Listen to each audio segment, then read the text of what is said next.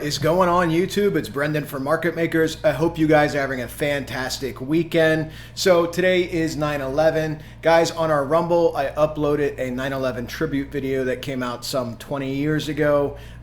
That's going to be the link in the video description, as well as the 7-year apocalypse, Jonathan Cahn's Shemitah cycle that he married to the markets, okay? That DVD in full is available on our Rumble. The link in the video description. Click that, set up a Rumble account, follow us there. I'm going to be doing a podcast there. Lee, my editor, is on vacation in Europe, so when he comes back, we'll be setting that up. But there's a lot to talk about, guys. And something I want you guys to be aware of, you know, the markets are at an extremely scary place right now, and most people don't realize it. So we've had Ray Dalio came out yesterday and said he expects another 20-25% drop between now and the end of October. Guggenheim, the Guggenheim Fund, Scott Minerd, he expects a 20-25% drop between now and the end of October.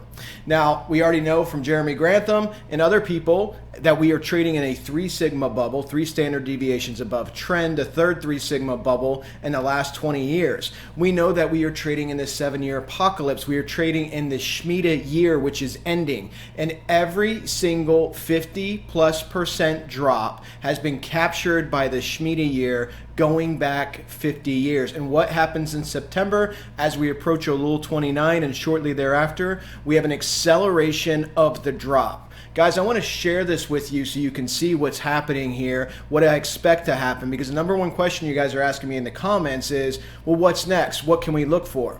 So let's go ahead and look at this. This is the S&P, okay? This is symbolic of the broader market. This is the 500 companies, and where we have the 200, 233. I want you to see that. That's right here at the 618 at 35.93.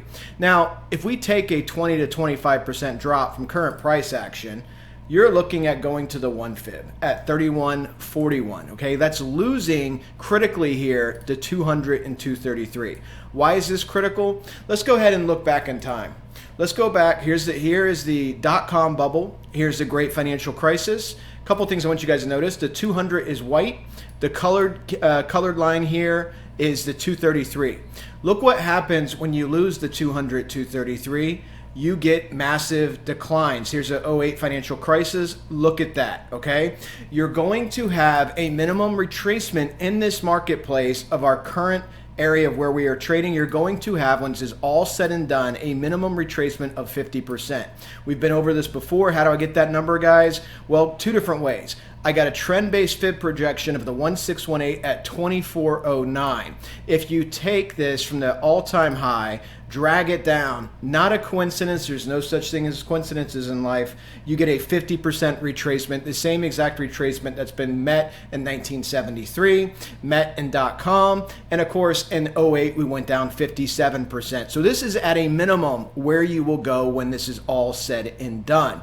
Now I say at a minimum, guys, because lots of people, lots of very smart economists, people like Jeremy Grantham, talking about how this could spiral into another financial crisis and what will happen then. The Fed can't print money. If they do print money, like Peter Schiff was saying, we will then have hyperinflation and a huge, massive drop in the dollar.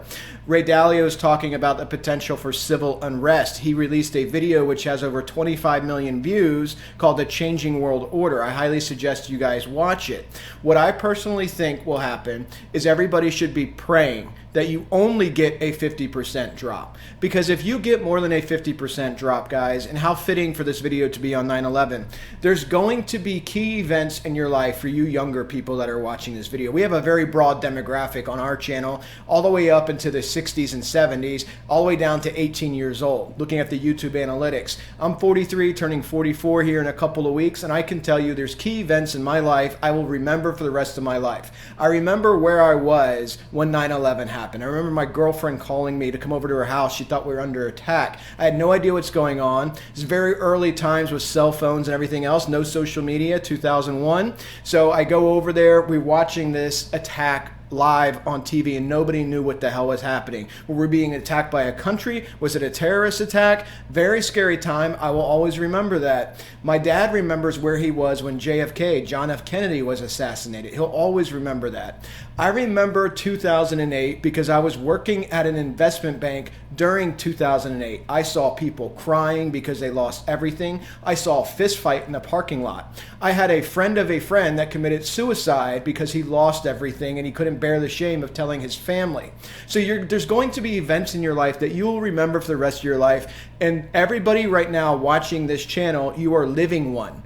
This is the biggest bubble this country has ever had, the first multi-asset bubble. Every other bubble, looking at .com, this was equities. Normal inflation, looking at the great financial crisis, this was a housing bubble. And right now, house prices versus median household income are higher than they were back in the '08 great financial crisis. And what did these two have in common? Fed came in under Greenspan, bailed them out. Fed came in under Bernanke, bailed them out, printed trillions of dollars. And what did that do? What did printing, look at the parabolic rise. What did printing trillions upon trillions of dollars do to the stock market? Gave it this parabolic rise. Here's your pandemic crash. Here's in 2018 when they tried to raise rates, you got a 20% crash, going back towards long-term trend, bouncing off the 200. Then they had to promptly cut rates again. Okay, this is where we're at, guys. You need to understand what we need to have happen is the excess get released from the market. The danger of having the excess get released from the market is that you can have a financial crisis. And the Fed has their back against the wall. And as you guys know watching this channel and your own personal beliefs, we have extremely incompetent / malevolent people in key positions of power. We have a president giving a hate speech right out of 1930s Germany, dehumanizing half the population, blaming them for all the threats and problems in our republic, which he calls a democracy, doesn't even know the Constitution. But you have a president doing that. We have civil strife on the rise. Just this past week, we had somebody in public beheaded in California, beheaded in the streets. And what did the assholes do that were watching it? They filmed it on their cameras. They filmed it on their phones instead of helping this woman. Society today is a lot different than the Great Depression that we had in the 1930s. If we have a financial collapse in today's society, you best know what you're doing with your life, with your family's life, and where you are going and what you plan on doing for your safety and protection. And this isn't to scare you. I'm just telling you, if we have a great financial crisis and have a crash to the level that some of these people are predicting that are much more extreme than me, I'm giving you realistic TA that's happened twice in the last 20 years and multiple times in every 3 sigma bubble. 50% decline. Guys, if you see these numbers like 70, 80, 90% decline, if the Fed causes hyperinflation by printing and pivoting, you're going to see violence on a level, civil unrest on a level that you've never seen before in this country. Some of you coming from other countries, I have very good friends. You know, my ex-girlfriend's from Brazil. I have very good friends from Venezuela. I have a lot of friends from Cuba. You've seen violence. You've seen what can happen when your society and your economy collapses. Most Americans are ignorant about it. They're too busy worried about whether or not they want to argue about the pregnant man emoji on an Apple iPhone. Okay? That's the society we live in. And the hallmark for this is going to be the sewers, which are the Democrat cities such as Baltimore, Detroit, Philadelphia. Pick one in California. If you see collapses happening in the marketplace, look at the rise in violence. There's a current crime wave underway. At the same time, you have the progressives, which are destroying the country, taking away things like bail. Illinois just passed cashless bail. One of the mayors came out and said that means if you're arrested for kidnapping, violence, any type of crime like that, you can be let free. So if you guys understand what's happening in society, it's being set up. Now, whether you think this is by design, like the Great Reset, or it's just an extremely amount of ignorant, stupid, and malevolent people, could be a combination of all of them, right? This is the society and the world that you live in now. It is not the same place your parents grew up in. So I would highly suggest we all only hope for a 50% decline, because if our structure of our country changes fundamentally, you're going to see things you have never seen before, and you're going to see acts of violence and crime and hate and civil unrest that you thought was only relegated to the third world. We have people being beheaded in the streets now. So this is the country that we live in. Definitely not the same country that I grew up in the 80s. And for the people my age and older, I know you're thinking the exact same thing. This is absolutely crazy. Guys, a financial collapse will cause multiple things to happen. You're going to have unemployment double, triple, quadruple potentially, depending how deep this crash goes, how long this crash goes. When people are desperate, when people are hungry, they will do things to each other's fellow person, fellow man, neighbor that they would never dream of doing before. Just be aware of that. Be prepared for that. What you're going to see here at the end of September going into October is an acceleration of the drop. And if we go ahead and zoom in on this, guys, I want to show you this in .com. I want to show you this in 08 so you can see what I'm talking about, okay? Let's go to September. So September, let's find September 01. Here you go, September 01. So if you look at September, coming right up here, right when you lose the 233. You see this? You lose the 233. This is that accelerated drop. And of course, you're going to get a rebound. You didn't regain the 233. Boom. You've come down and make a bottom. Okay. And this is the crash. That's why I told you this bottom coming up in October, which we have on our pattern for Bitcoin at the end of October, most likely is not the real bottom. It's too soon. The economy hasn't unraveled enough. There's not enough. Unemployment is still very low. You need to see all these things get ratcheted up, and you need to see Bitcoin truly capitulate to that bottom. Now, everybody's going to tell you it's at a bottom. Whatever happens in October, if we get to our 10K target, people are going to tell you that's a bottom. And guys, to be totally fair with you, if you're happy buying in at 10K Bitcoin or slightly below or slightly above and you want to hold it 10, 20 years, there's nothing wrong with that strategy. Not the strategy I'm doing, because I think when everybody's buying here at the end of September, I'm waiting for this, which is going to come next year.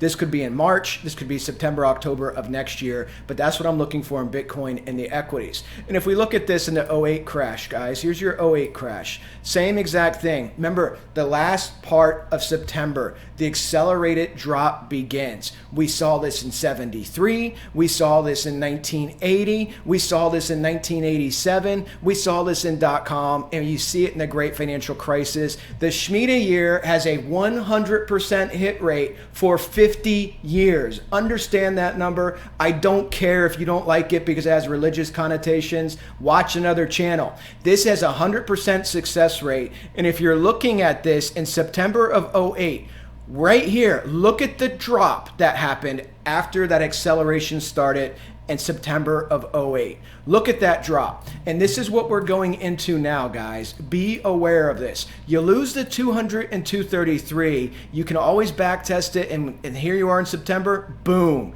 You can have deep drops. And everybody knows the amount of stimulus, the TARP, the quantitative easing, Lehman going out of business. Watch The Big Short, the movie. Lehman, Bear Stearns, Morgan Stanley, days from going out of business. Merrill Lynch went under. Bank of America had to be allowed to buy them to save them from going under. JP Morgan almost went under. AIG went under. All of these companies required massive bailouts that you paid for. All of you paid for. And this is where we are now after trillions and trillions of dollars in stimulus, guys. Be prepared for the worst, hope for the best. That is the best way to approach these markets. But if you lose a 200 and 233, look out below, and here's your 200 and 233. And by the way, if we just look at what Dalio's talking about, what Deutsche Bank's talking about, what Scott Minor's talking about, what I've been talking about, what Michael Burry's talking about, Peter Schiff, Harry Dent, go down a list of people, Jim Rickards. If you're looking at 20, 25%, 22% gets you down to the one fib at 31.41. Guess what? You lost the 200 and 233. The next likely move then would be to come back up and back test that 200 once again to 233 and then go down again. And then you're looking at your pandemic low, and you better pray to God that holds. And if we hit that too soon, that's really bad because the economy hasn't really started to fall apart yet. The economy, most economists still believe the bullshit that we're not even in a recession. So I don't want to hit this number too soon, because if we do, that means you're going a lot lower, okay? That is the danger here when you have these mega inflated bubbles. The first multi-pronged, multi-asset bubble in this country's history. 1989 Japan did equities and stocks, or equities and real estate at the same time. That was in 1989, and to this day, they have still not reached their all-time high. Guys, I'm gonna get into societal collapse and things like that, the what-if scenarios on the Rumble once we get that up and going, but definitely follow us there. Guys, you can support this channel. If you like this channel, definitely like and subscribe. I'm blending my views on the market. I'm giving you updates on current topics that I find relevant, and I do appreciate your support, and you can support us by using our sponsors. BITGET for the cryptos, SimpleFX to trade the equities. If you guys want to trade with us, hit the join button underneath the video. That's for our Discord integrated into YouTube, and then we have a Telegram for Trade Signal. So check that stuff out, guys. Let's go ahead and fast forward to the Nasdaq. Nasdaq and .com. Remember, .com was an equities bubble. Now, look at this. This is eerily similar to where we are right now. This is led by growth, parabolic rise in the stock market, and then the descent, okay? And of course, what happened here, guys?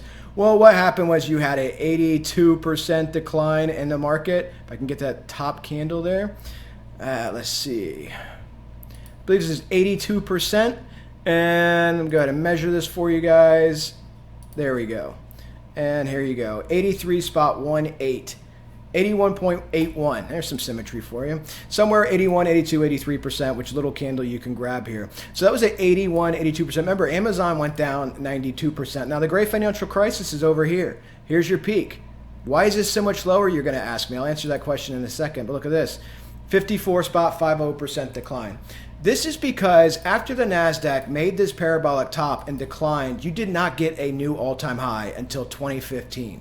2015. These bubbles can be epic. So this, you got back up in time for the great financial crisis, and you still dropped 50%, the natural halving and doubling in the marketplace. And of course, what happens, look at this, when the Fed pumps in trillions. This is more of a natural recovery. Do you see this recovery here? This is even with the Fed stepping in, but this is a lower level recovery versus TARP, versus all the trillions, 0% interest rates. I mean, this is the easiest way, especially here, this is the easiest way I can explain a bubble to you guys. And look how close you are to losing the 200 and 233 once again. Let's jump over to Bitcoin, because everybody wants to know what's happening there, because that's what's trading, and then we'll jump back to the equities. Bitcoin, our weekly pattern is still intact. Bitcoin at 21,800. So what I did, I made a Discord video over the weekend. I told everybody I think we could rally into the CPI print. The CPI is estimated to come in slightly lower. Let's flip to the daily. If it does come in lower, retail, because they're sheep, and we have the massive amount of retail people. We have 10 years worth of retail that joined last year for trading. So the buy the dip mentality is still very strong. They're going to want to rally, and because they're going to rally, Bitcoin's going to rally. If you look at Bitcoin, here's the 50 on the daily, the simple moving average on the daily. You could come up to the 0.5 at 22,322 or the 618 at 23,223. Now, I do anticipate going into the latter part of September, whether it happens mid next week, whether it happens the same day that CPI print comes out, it's low, market rallies that day, maybe the morning of the next day, then reverses. You're going to see a reversal, guys. You're going to see a reversal, and you're going to see rapid declination in price exiting September, going into October, then a temporary bottom, then a rally that everybody wants for the winter time, with Christmas, with Thanksgiving, the back to school, you know, and then you'll see that back test, that area you fell from, and then the potential decline once again, because I do believe in the very end, at a minimum, you will be down 50%. So looking at this on the daily, these are the areas that I'm tracking really closely here, guys. And this is really good on the MFI. I told you it's be great to see this come up to oversold. Give us a big signal on a big time frame, which is the daily here. to give us an oversold signal. Looking at this on the 8-hour, approaching the 150, approaching the 618. Again, you are just now hitting oversold on the 8-hour. Looking at this on the 4-hour, we got above the 200, 233, which you guys remember from my previous videos. You're capable of doing this. These candles can come up, especially on the larger time frames, and do something like this, make a shape, and then do this, okay? You see this over and over again on the 4-hour time frame. You did get oversold, and now you're trending back down here on your money flow. Remember, the bigger time frames have more power than the smaller time frames. Let's go ahead and look at the DXY, and we'll bounce back to the Russell. The DXY, everybody's super excited because the DXY came back down to support here at 108.973. I don't think the DXY is collapsing, guys. When we have the CPI come out, you're going to see the Fed still do 75 basis points. The markets bake that in, and that will strengthen the dollar some more. Like I said, 112 is my next target, and then 117. And between 112 and 117, you're going to have a lot of market decline if we climb up to this level, okay, in the equities. And let's go ahead and bounce back to the Nasdaq, and let's go to the daily. Nasdaq on the daily, where could this get to? This little double bottom down here, I did a trend-based fib, gave you a 1618 at 12,631. I mean, that's super close. Realistically, you could easily hit that. If you come up above that, all of these rallies are going to fade out after the CPI. It's a question of how much momentum they get. All of them are negative on the money flow, coming back up to the median line. So we'll see if you get some spiky tops up above this, if you get a decisive move up above this. I don't think you're redefeating this previous top here, but you could have some movement up in this range before coming back down, okay? And then looking here on the Russell, we have the same pattern, 11 bar drop, 9 bar run up, 20 bars between tops, guys. And this is where the Russell is still supposed to bottom at 1521 on October 31st. So we'll see if we hit this. The pattern is tracking true, 100% true so far. Russell on the daily, I took off my pattern so you could see this. The fib, you have the 150, the 0.5 up here at 1902, the 618 at 1933. If the Russell stays bullish, I think you're going to get hung up here at the 0.5. Maybe you'll get some candles above it. Maybe you kiss the 618. But again, I anticipate this coming back down. The money flow is still bearish, is still under resistance, and is still below the median line on the daily time frame. 8-hour Russell, same thing. Oh, it's the daily. 8-hour Russell, you are just near overbought, so you could have a little bit more room up here. On the 4-hour, you are overbought, and you're getting resistance up here from your longer-term moving averages. Again, these are all close to making tops, and they will all start to reverse. And guys, you guys watching this channel, you're going to have a lot of friends, a lot of family over the next year, year and a half that are going to get wiped out. And, you know, do what you can to educate people, but most people will not believe anything, possibly including some of you watching this channel, until it actually happens. And what you're going to see, once again, mid to end of September going into October is the next big push down. Everybody's going to think that's the bottom. I can tell you right now, CNBC and all the PhD economists, they're going to think it's a bottom. You're going to get a rally because this is the decline they were waiting for, and you're going to rally. It'll be a bear market rally back up to long-term resistance before you come back down once again. So we'll be trading this up and down the whole way through. Guys, hope you enjoyed this video. Like and subscribe. Good night and good luck. I'll talk to you next video. I'll answer your questions and comments in the video description. Take care, everybody.